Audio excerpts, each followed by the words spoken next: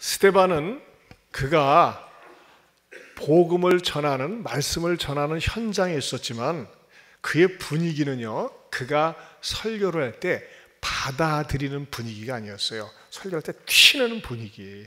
여러분 보세요.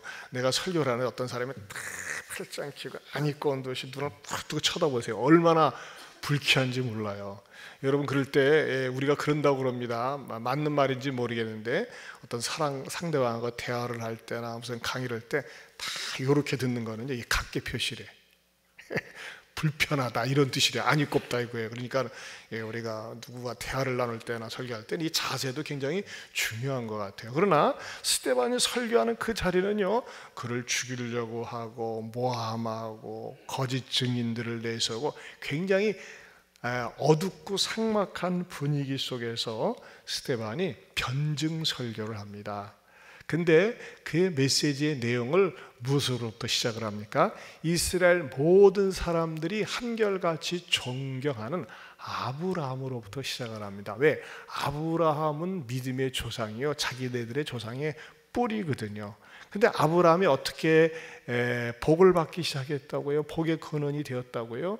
하나님께서, 영광의 하나님이 아브라함에게 나타나서 내 고향 본토 친척 아비 집을 떠나라 그랬어요. 그리고 그가 떠남으로 말미암아 그가 새로운 복의 근원의 출발점이 되었다고 하는 것입니다. 이것이 오늘 우리들에게 어떻게 적용이 된다고 그랬습니까? 우리가 하나님의 복을 받기 시작하기 위해서는요, 내 믿음의 환경이 절대 받쳐주지 못하는 곳, 신앙이 자라지 못하는 곳에서는 일단 떠나야 됩니다. 여러분, 술집에 살던 사람들이 술을 끊을 수 있습니까? 술집을 떠나야 됩니다. 죄악된 환경을 떠나야 된다고 하는 것입니다. 그런 의미에서 우리가 불신의 세계에서 떠나야 되고 세상 집착이나 정욕적인 곳에서부터 떠날 때 복음이 그 사람의 심령 속에 온전히 자리 잡으면서 신앙이 잘 자라날 수 있다고 하는 것입니다. 오늘은 사도행전 강의 94번째가 되겠습니다. 오늘 메시지의 주제는 뭐냐? 약속의 하나님입니다. 따라서 합시다. 약속의 하나님. 우리가 하나님을 믿을 때 다양하게 하나님을 믿습니다. 어떤 전지전능하신 하나님, 무소부재하신 하나님, 불변하신 하나님, 하나님 앞에 다양한 수식어를 붙여서 하나님을 부르기도 하고 그 하나님의 속성을 이해하고 믿습니다. 그런데 오늘은 주로 어떤 하나님입니까? 약속의 하나님이라고 하는 것입니다. 그래서 오늘 말씀 첫 번째는요, 약속하시는 하나님을 발견할 수가 있습니다. 우리 5절을 다시 한번 보실까요? 5절을 봅니다. 그러나 여기서 발붙일 만한 땅도 유업으로 주지 아니하시고 다만 이 땅을 아직 자식도 없는 그와 그의 후손에게 소유로 주신다고 뭐 했으며? 약속하셨으며 그랬어요. 여기 약속하셨으며. 이 약속의 정의라는 게 뭡니까? 약속이 무슨 뜻입니까? 잘 알고 계시겠지만 국어사전적인 의미로는 이렇습니다. 장래의 일을 상대방과 미리 정하여 어기지 않을 것을 다짐하는 것, 이게 약속입니다. 그리고 우리가 일반적으로 약속을 할 때는 살아있는 사람하고 그리고 실현 가능한 일이나 그 사건에 대해서 서로가 굳게 다짐을 하는 것이 약속입니다. 그런데 하나님이 아브라함에게 약속을 할 때 약속은 굉장히 난해하다는 것입니다. 아브라함하고 약속을 하는데 어떤 약속을 합니까? 내가 너에게 지시할 땅으로 가라 그랬어요. 네 고향 본토 친척 집을 떠나서. 근데 그 땅을요, 누구에게 준다고요? 후손에게 준다고 그랬어요. 근데 문제는 뭐냐? 후손은 있지도 않아요, 아직. 그리고 땅도 현재 주어진 것도 아니에요. 뭔가 뜬구름 잡는 듯한 약속이라고 하는 것입니다. 이것을 갖다가 세번역 성경에서는 아주 재미있게 이렇게 번역을 했어요. 한번 보실까요? 같이 봅니다. 시작. 그러나 하나님께서는 여기에서 유산으로 물려줄 손바닥만한 땅도 그에게 주지 않으셨습니다. 아브라함에게 자식이 없는데도 하나님께서는 그와 그의 후손들에게 이 땅을 소유로 주시겠다고 약속하셨습니다. 여러분 보세요. 얼마나 표현이 됐습니까? 손바닥만한 땅도 주지 않았어요. 그리고 자식이 없는데 자식에게 주겠다는 거예요. 이게 도무지 말이죠, 받아들여질 수가 없다고 하는 것입니다. 어떻게 보면요, 너무나도 하나님께서 하신 약속의 내용이 터무니없는 비현실적인 것이고, 또 그리고 너무나 추상적이라고 하는 겁니다. 그런데도 아브라함은 그걸 받아들였어요. 사실 아브라함은요, 오랜 세월 동안 누굴 데리고 살았냐면요, 자기 조카인 롯을 데리고 살았어요. 그래서 롯을 데리고 살면서 하나님이 내 나이가 75인데 여태 애도 없는데 저 조카 롯을 아들로 삼으라고 한 것인가 하면서 롯에게 온갖 정성을 쏟아붓고 아들처럼 생각해요. 왜냐하면 아들이 없으니까. 그래도 아들이 없지만 피부치가 있는 게 조카 롯이잖아요. 근데 롯도 어느 날 자기와 더불어 살면서 이 부자가 되니까 롯이 말이죠, 훌쩍 떠납니다. 떠났을 때 이 아브라함의 마음이 굉장히 허전했던 것 같아요. 그래도 내가 의지했던 게 롯인데 이 롯이 떠나니까 허전했어요. 그때 하나님께서 아브라함에게 또 나타나셔서 이런 약속을 합니다. 이런 약속, 창세기 13장 14절에서 17절 같이 봅니다. 롯이 아브라함을 떠난 후에 아브라함에게 이르시되 너는 눈을 들어 너 있는 곳에서 북쪽과 남쪽 그리고 동쪽과 서쪽을 바라보라. 보이는 땅을 내가 너와 네 자손에게 주리니 영원히 이르리라. 내가 네 자손이 땅의 티끌 같게 하리니 사람이 땅의 티끌을 능히 셀 수 있을진데 네 자손도 세리라. 너는 일어나 그 땅을 종과 행으로 두루 다녀보라. 내가 그것을 네게 주리라. 자, 하나님께서 말이죠, 이렇게 약속을 할 때 이 당시에도요, 아직 자손이 없을 때예요. 그리고 그 자손도 땅의 티끌같이 해주시겠다고 하는데 현실성은 없지만 아브라함은 어떻게 합니까? 이 약속을 받아들인다고 하는 것입니다. 너무나도 이 약속 자체가 좀 터무니없고 어마무지한 그런 건데도 불구하고 아브라함은 하나님이 말씀하셨기 때문에 받아들인다는 거예요. 하나님의 속성을 믿고 받아들인다고 하는 것입니다. 우리도 말이죠, 우리가 사람 사이에서 약속을 할 때 사람들이 사실 약속을 어기는 경우가 많이 있습니다. 그런데 우리가 사람들과 약속을 할 때 며칠 내나 수개월 내에 이루어질 가능성이 있는 것들을 약속을 하지, 그렇지 않은 것들은 약속을 하지 않습니다. 종종 우리가 그런 경우 있어요. 친한 사람들끼리 모처럼 만났어. 어쩌다 만났는데 헤어질 때 우리 언제 한번 밥 좀 먹지? 그러고 그래요, 언제 한번 밥 먹자. 그럼 뻥입니다. 그렇죠? 언제 한번 밥 먹자는 것 치고 먹은 적이 없어요. 우리 이제 목사들도 만나면 언제 한번 만나면 밥 먹지? 그래. 그러고 보면 1년 지나가. 그러고 나서 만나가지고서 하면서 언제 한번 밥 먹자고 그랬는데 어떻게 되지? 그 얘기 꺼내면 더 어색해. 저는 말이죠, 이렇게 반가운 사람들 만나가지고 언제 한번 밥 먹지라고 말 꺼내자마자 카렌다를 끄집어내가지고 며칠 날 몇 시에 만날까, 어디에서 만날까 구체적으로 딱 기재를 합니다. 그러고 나서 뭐예요? 그 날짜가 다가올 때 확인을 하고 연락하면서 약속이 이루어지는 거예요. 그러니까 언제 한번 만나자라고 하는 것은 언제 한번 안 만나자라는 말과 같더라고요. 그렇죠? 보통 그래요. 정확하게 날짜를 기억하고 시간까지 어느 장소에서 만나자고 해야지만 그 약속이 이루어질 수 있다는 것입니다. 그런데 하나님께서 아브라함에게 하는 약속은 시간적으로도 현실성이 없고 전부 미래적인 것이고 이루어질 것처럼 보이지 않았다는 것입니다. 왜냐? 아브라함 나이가 거의 100세가 되고 아내는 할머니 90세, 여자로서는 말이죠, 생산의 능력이 전혀 없는 상황 속에서 하나님의 약속을 했어요. 그런데 그렇게 약속을 했는데 신약성경 로마서 4장 18절에 보면 뭐라고 말씀하는지 아십니까? 같이 한번 읽어볼까요? 아브라함은 도저히 불가능한 것을 바라고 믿었으므로 네 후손도 저 별처럼 많을 것이다.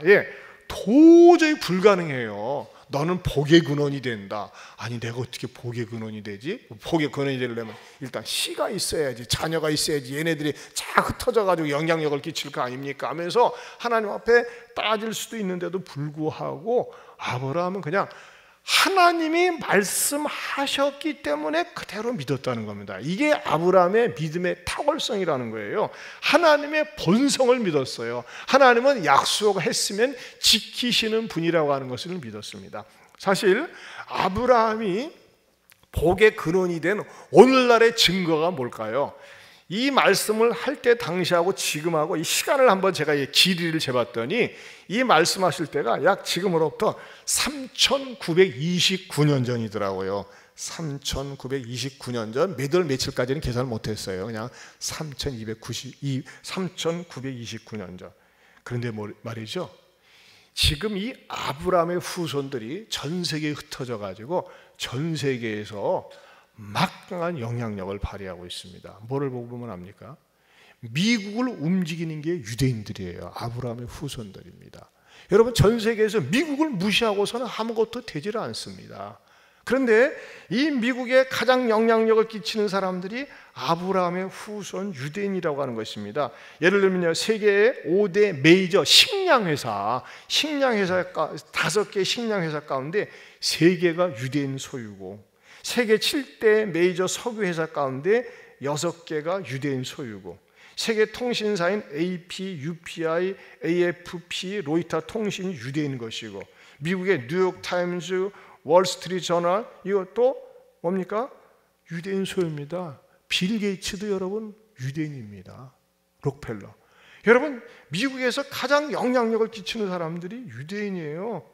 또 예를 들면 방송사 MBC, ABC, CBS, 심지어는 영국의 국영방송 BBC도 유대인 소유라는 거예요.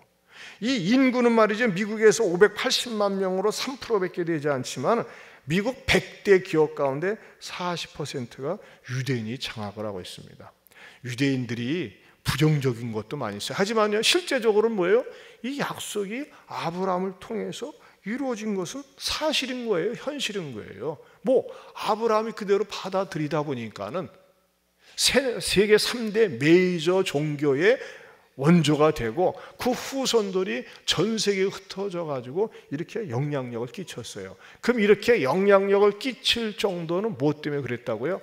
아브라함이 바랄 수 없는 중에 바라고 하나님의 약속을 믿었다고 하는 것입니다.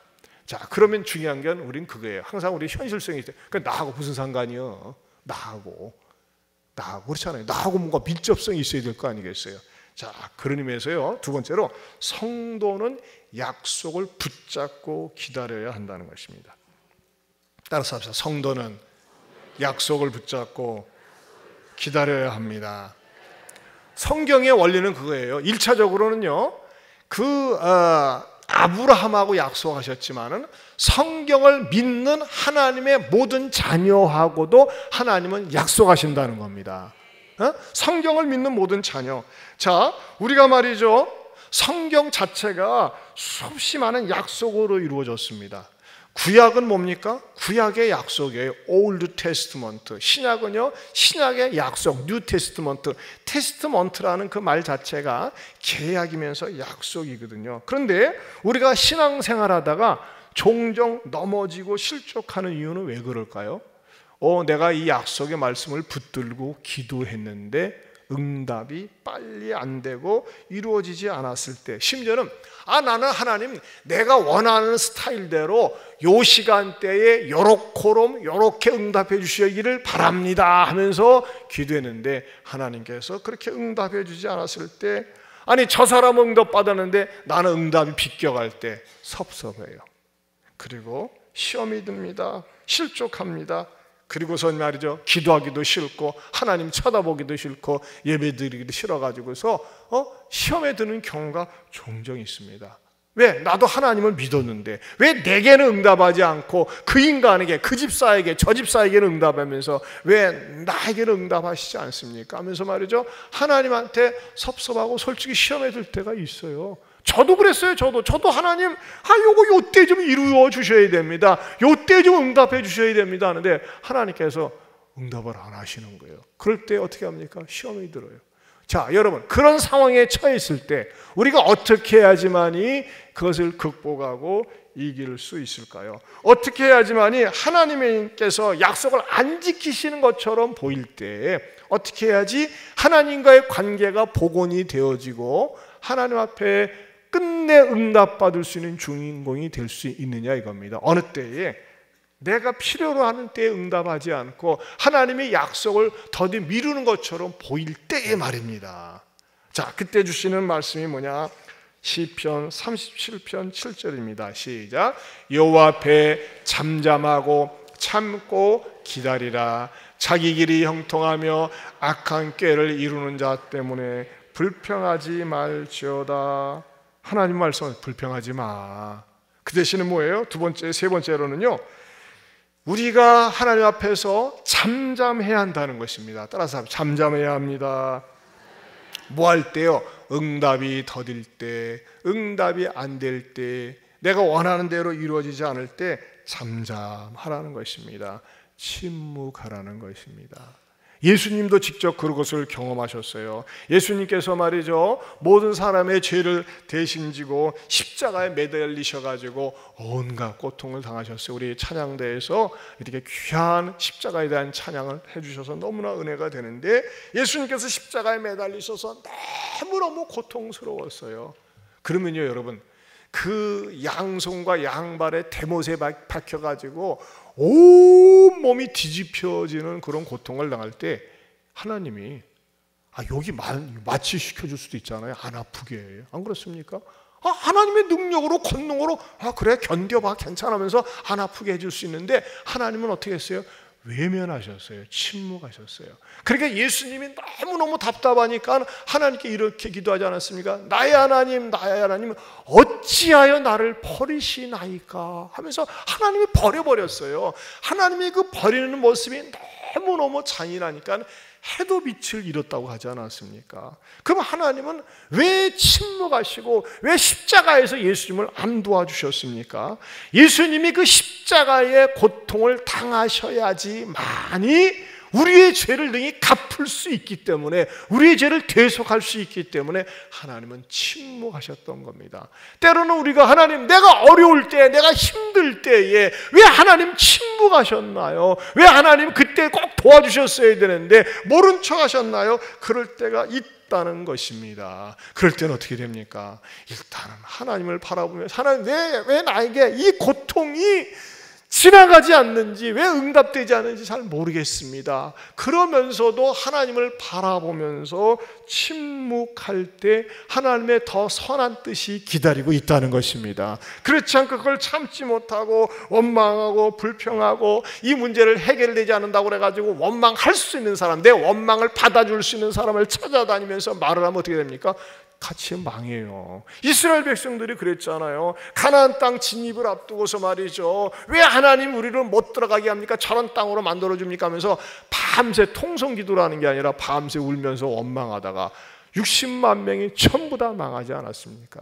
여러분, 때로는요, 내 마음에 들지 않는, 내 성에 차지 않는 일들이나 사건이 일어날 수 있어요. 그런데 이것을 받쳐주고 응원해주는 사람들을 만나가지고 계속 원망을 갖다 확장시켜 보세요. 신앙 마이너스 되고 같이 신앙이 뒤로 미끄러지고 망할 수 있어요. 그러나 그럴 때는요, 하나님 솔직히 왜 이런 일을 당하는지 섭섭합니다. 하지만 하나님 무슨 뜻이 있겠죠 하면서 하나님 앞에 기도하고 더욱더 하나님을 향해서 신앙의 실력을 쌓을 때 하나님께서는 반드시 합력해서 선으로 복으로 이루어 주시리라 믿습니다. 아마 모르면 몰라도 우리나라 축구 역사에 있어서 히딩크라고 하는 인물은 아마 평생 잊을 수 없을 거예요. 여러분, 히딩크가 우리나라 축구팀을 맡아가지고서 외국에 나가서 말이죠, 이 축구 시합을 했을 때 처음부터 승승장구했습니까? 아닙니다. 완전히 깨져가지고 그때 당시에 히딩크 별명 닉네임 뭐였어요? 5대빵이었어요. 5대0. 이름이 5대0이었어요. 5대0. 우리 종씨입니다. 5대0. 5대빵. 5대빵 감독. 또 우리나라 사람 성질 급하잖아요. 저런 걸 감독으로 맡기냐 했을 적에 히딩크가 어떻게 반응을 보였습니까? 침묵했습니다.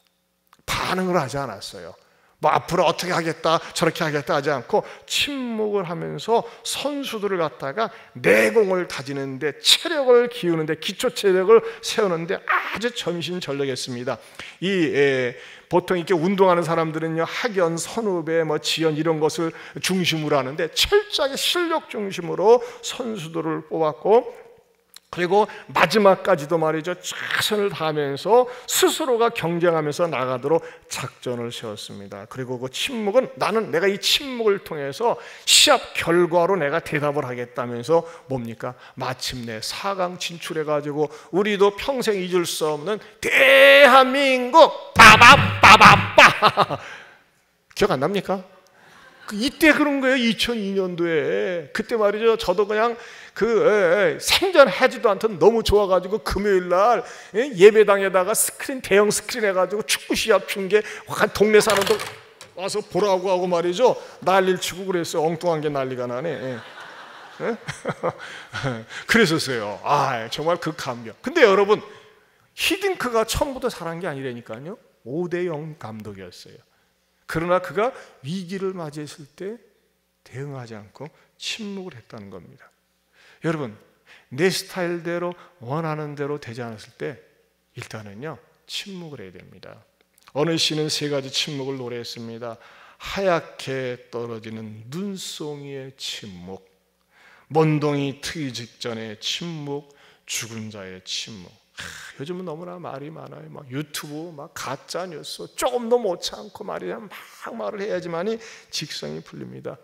어느 며느리가 시집을 와가지고 어머니가 뭐라고 이것저것 지적하니까냐 하는 것마다 말대답을 해요. 요즘 며느리들 얼마나 똑똑합니까? 그러니까 시어머니가 말이죠, 못 견뎌가지고, 야, 너는 좀 네 시어머니가 좀 모자라지만은 좀 이렇게 가만히 입 좀 다물고 있을 수 없냐? 어떻게 말하는 것마다 말대답이냐?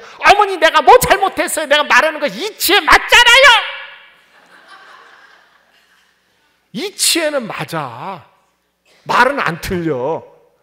그러나 어른이 어머니가 얘기하면 돼. 알았습니다. 할 때 관계가 좋아진 건데, 좋아지는 건데 참 말대답하면 말이죠, 갈수록 멀어지고 그러는 거 아니겠어요? 때로는 그래요. 때로는 하나님께서 말이죠, 왜 하나님이 이렇게 이런 환경을 만들어 주셨어요? 왜 이렇게 응답을 안 해주세요? 하지만은 그럴 때 하나님을 바라보면서 왜 하나님께서 나에게 이런 환경을 주시는가? 침묵하고 기다릴 때 반드시 합력해서 서를 이루시리라 믿습니다. 여러분, 기다림의 또 다른 탁월한 처방은 뭡니까? 참는 것입니다. 참는 것. 따라서 합시다. 참는 것. 잠잠하고 참아야 됩니다. 우리가 종종 내 나름대로 믿음으로 기도하고 간구했는데 하나님께서 말이죠, 응답 안 하신다고 했을 때 아마 못 기다려요. 못 기다려. 성질나서 못 기다려. 그거 여러분 굉장히 위험한 겁니다. 최근에도 어느 이 나이 드신 집사님이 우리에게 나오시는데 안타깝더라고요. 요즘 안 보이는가 했더니 어느 목사님이 신통방통하다고 거기 안수를 잘해주고 또 병나는 사람이 많은다 그래가지고 그쪽으로 방향을 틀었다고 그러더라고요. 근데 저는 제가 목회하면서요, 그렇게 가다가 사기당해서 상처받은 분 여러분 많이 봤어요. 여러분, 안수 그 자체를 빙자로 해서 참 죄송한 얘기입니다. 부끄러운 얘기인데 목사들이 의외로 금품을 요구하고 헌금을 요구하는 경우가 많이 있어요. 저는 제가 지금까지 19년 동안 목회를 하면서 안수하면서 단 한 번 누구에게도 뭘 요구한 적이 없습니다. 왜? 거저 받았으니까 거저 줘야죠. 그런데 보통 보면 말이죠, 개척교회 한다고 하면서 기도는 한다고 하면서 내가 무엇을 보았느니 들었느니 하면서 그렇게 해가지고 사람들을 유혹하는 아주 불순한 동기의 목사들이 있어요. 여러분들, 그런 데는요, 차라리 아프고 말지 가가지고서 안수받고 난다 다시 도지더라고요. 순수하지 않으니까는. 저는 우리 교회에서 정말 지난번 금요일도 말씀드렸지만 7년 동안 만성 두통으로 시달리던 집사님, 아침 저녁으로 약을 먹지 않으면 잠을 잘 수 없는 집사님이 하나님 앞에 간절히 사모하고 예배를 드리면서 찬송을 부르면서 100% 나았어요. 할렐루야. 저는 이 공동체 속에서 그런 치료받는 역사가 있는 것이 바람직하고 좋다고 생각을 합니다. 하지만 여러분, 하나님께서 내 원하는 대로 응답해 주시지 않는다고 성질 급하게 막 이리저리 행동하는 거, 그거 굉장히 위험합니다. 모세 같은 경우는 말이죠, 40대 한참 젊을 때 쓰시기보다는 너 혈기가 좀 죽어야 되겠다 해가지고 광야에 데리고가서 40년 동안 푹 삭힌 다음에 80살에 쓰지 않았습니까? 여러분, 하나님께서 아담을 만드실 때 성인으로 만들었어요. 그러면 예수님을 보낼 때도 이 세상 구원이 급하니까는 좀 성인으로 보내면 좋은데, 예수님은 말이지 애기로 보냈어요. 애기로 해서 보내가지고서 자랄 때까지 기다리셨어요. 우리 하나님은 그러고 보니까 기다림의 전문가 같더라고요. 근데 우리 문제는 뭐냐, 우리가 못 기다려요.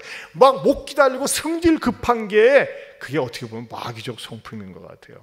저도 이제 외손자가 하나 있는데 지금 18개월 됐거든요. 근데 이가 말이죠, 얘가 유튜브를 보면요, 엄마, 아빠 하는데 할아버지는 못해.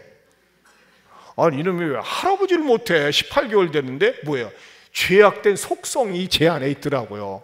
왜 말이지, 맨날 유튜브 올 때마다 예수 사랑하시면 찬송가를 불러주는데 아멘 해봐, 아멘을 못해. 왜 못할까? 이놈이 말 는데 하면서 말이죠, 괜히 제가 그거 짜증내고 있더래. 그러면서 뭐예요? 참 내가 성질도 나도 급한 부분이 있구나, 그런 걸 제가 느꼈어요. 이게 말하자면 인간의 죄악의 속성이에요. 여러분, 작년 8월 15일 날 이탈리아에서 성수대교가 무너지는 것처럼 이탈리아의 제노바 다리가 붕괴되는 사건이 있었어요. 그때 수십 명이 사망했거든요. 근데 막 폭우가 쏟아지는 가운데 그 다리 위를 녹색 트럭 운전자가 막 몰고 가는데 뒤에서 빠방 빵빵 비켜하면서 말이죠. 왜 천천히 가느냐, 막 비가 오니까 트럭 운전사는 이게 천천히 가는데 막 난리치는 거야. 그러니까 운전자가 말이죠, 2차선으로 이게 살짝 비껴주니까 뒤에서 빵빵 대는 놈이 말이죠, 그냥 쏜살같이 달려가는 거예요. 그러니까 이 트럭 운전자는 자기를 비키게 달려가는 차를 볼 거 아니에요. 근데 순간에 사라져 버렸어. 차가 앞에 보이질 않은 거예요. 순간에 사라져가지고서 웬일이야 해가지고 브레이크를 밟고 보니까 말이죠, 붕괴된 다리에 그냥 폭 떨어져가지고 그 운전자 죽었죠. 그 사진이 나왔어요. 보세요. 예, 이렇게 이제 그 앞차는 사라지고 이거 이제 요 차예요, 요 차. 근데 이 차는 말이죠, 그 다리 앞에서 진짜 말이죠, 브레이크를 밟고 멈춰서 가지고 그 다음 장면을 보면요, 보세요. 이걸 딱 여기서 떨어진 거예요. 이 사진 입수하느라고 고생했습니다. 자, 그런데 뭐예요? 이 운전자가 뭐라고 고백했는지 알아요? 뒷차가 성질 부리는 덕분에 자기는 살았다 이거예요. 여러분, 차 운전할 때 5분 먼저 가려다가 50년 먼저 갈 수 있습니다. 옆에 분들을 쳐다보고 합시다. 성질 내지 맙시다. 우리 모두가, 우리 한국 사람 기질이 굉장히 성질들이 급해. 누가 끼어들거나 추월하면 막 입에서 말이죠, 갑자기 A, B, C, D, E, F, G가 나오고 말이죠, 숫자가 막 나오고 그러는데, 아이고 저놈 급한가 보다, 그래 먼저 가거라 하면서 말이죠, 이렇게 여유 있게 좀 그러세요. 이 사람은 말이죠, 뒤에서 빵빵거리는 놈 양보했는데 그러면 그냥 먼저 그냥 황천길로 가버렸잖아요. 천천히 갔으면 되는데. 자, 그런 의미에서 말이죠, 우리는 기다림을 훈련해야 됩니다. 기다림의 훈련, 기다림도 훈련입니다. 여러분, 우리 그리스도인들이 기다린다고 하는 것은 넉넉고 기다리는 수동적인 기다림이 아닙니다. 어떻게 보면요, 적극적인 수동입니다. 이것을 갖다가 파저티브 패시브라고 합니다. 적극적인 수동, 그냥 가만히 넉넉고 기다리는 것이 아니라 기다리면서 실력을 쌓고, 기다리면서 내공을 쌓고, 기다리면서 약속을 붙잡는 건데, 우리 예수님께서 부활 승천하기 전에 너희는 너에게 성령이 임할 때까지 기다리라 했을 적에 막 왔다 갔다 놀면서 기다렸습니까? 아니에요. 사도행전 1장 14절에 보면 이러면서 기다렸어요. 같이 읽어볼까요? 여자들과 예수의 어머니 마리아와 예수의 아우들과 더불어 마음을 같이 뭐 하면서 오로지 기도에 힘쓰니라. 간절히 기도하면서 말이죠, 기도하면서 힘썼다고 하는 것입니다. 여러분, 기다림에 아주 탁월한 사람은 다윗입니다. 다윗은 17살 때 세상의 왕으로 이렇게 기름 부음을 받았지만 그 당장 왕이 안 됐어요. 얼마나 고생 많이 했습니까? 30살이 되어서 거의 왕이 되는데 다윗이 뭐라고 고백했습니까? 시편 40편 1절입니다. 시작. 내가 여호와를 기다리고 기다렸더니 귀를 기울이사 나의 부르짖음을 들으셨도다. 기다리고 기다렸다 그랬어요. 여러분, 예수를 잘 믿는다는 건요, 약속을 붙들고 기다릴 줄 아는 거예요. 성질 급한 거 아닙니다. 이 기다림은요, 아내에 대하여, 남편에 대하여, 자녀에 대하여, 변화되지 않는 사람에 대해서 기다릴 줄 아는 것입니다.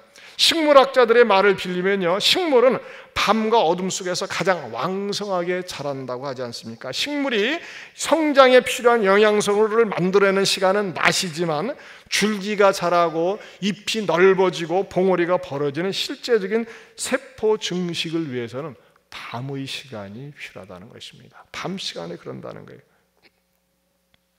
여러분, 그런 의미에서요, 인생의 어둠도 필요한 거예요. 인생의 밤이 필요한 거예요.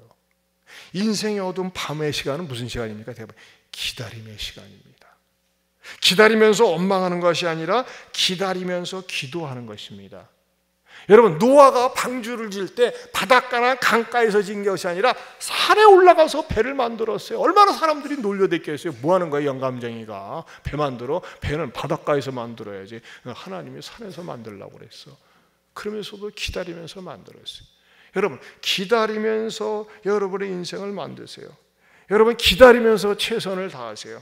그럴 때 하나님께서는요, 내 기다림의 열매로 반드시 내가 원하는 것 이상으로 좋은 곳으로 합력해서 선으로 복으로 축복해 주시리라 믿습니다.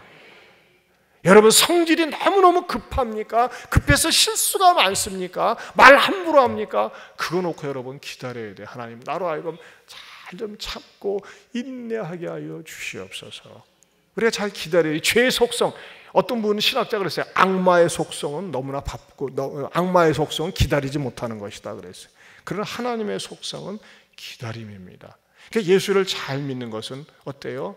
내 남편이나 아내에 대해서, 자녀에 대해서 기다려요. 종종 보면 말이죠, 훌륭하신 부모는 의외로 가정에 장애를 두는 가정의 부모들이 참 인격적으로 훌륭해요.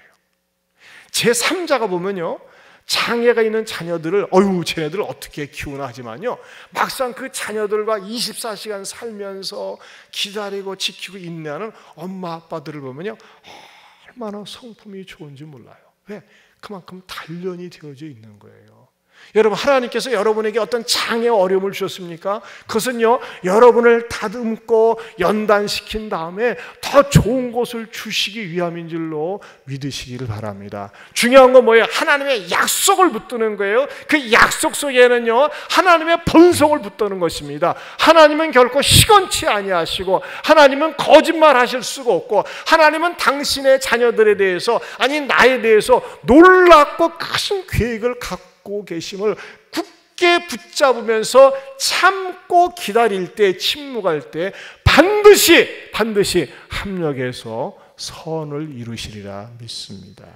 하나님 아버지, 감사합니다. 주여, 우리가 하나님의 약속을 붙잡고 어떤 일이 있어도 낙심하지 말고 참고 침묵하고 기다리면서 또 실력을 다지면서 하나님의 축복의 주인공 되게 하여 주옵소서. 예수님 이름으로 기도하옵나이다. 아멘. 우리 다 같이 일어서셔서 날마다 숨쉬는 순간마다 이 찬양 부르겠습니다.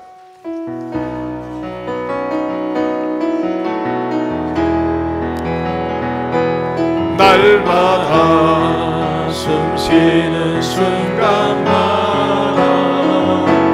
내 앞에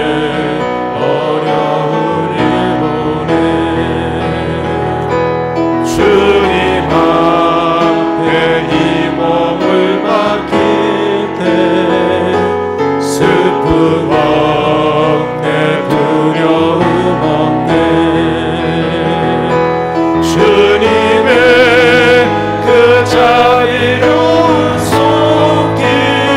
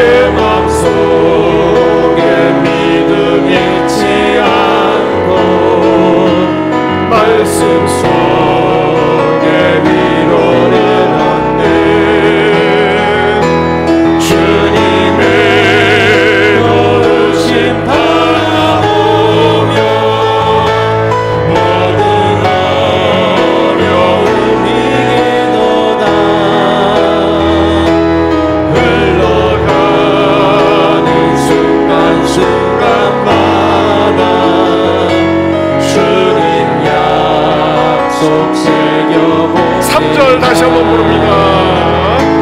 인생의 어려운 순간만 주의 약속 생각해봅니다. 주의 약속 생각해보네. 내 맘속에 믿음 잃지 않고 말씀 속에 위로를 얻네. 주님의 도우심 바라보며 모든 어려움 이기노다. 흘러가는 순간순간마다 주님 약속 새겨봅니다.